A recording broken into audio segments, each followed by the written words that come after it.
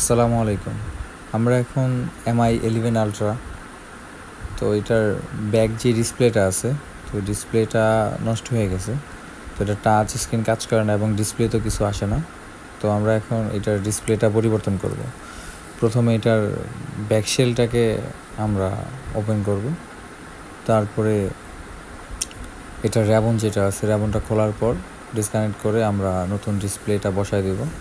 তো নতুন ডিসপ্লে বসানোর আগে ব্যাকশেলের যেই গামটা আছে ডিসপ্লেটা লাগানো, তো হিটের মাধ্যমে ডিসপ্লের গ্লুগুলোকে নরম করে খুলতে হবে, তাতে ডিসপ্লেতে কিংবা ব্যাকশেলে কোনো দাগ পড়ে না।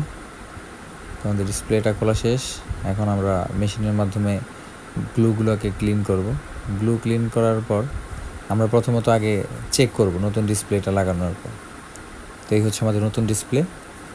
তো এখন প্রথম আমরা অন করে চেক করব যে ডিসপ্লে পারফেক্টলি কাজ করতেছে কিনা। তো ডিসপ্লে আমাদের লাগানো শেষ।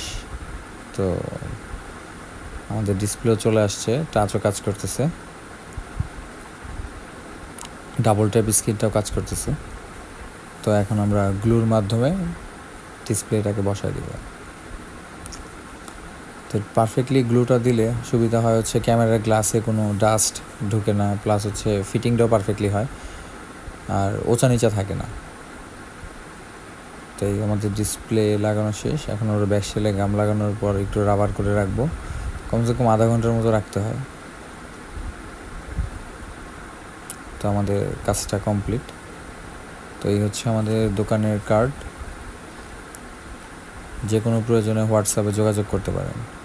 ধন্যবাদ সবাইকে।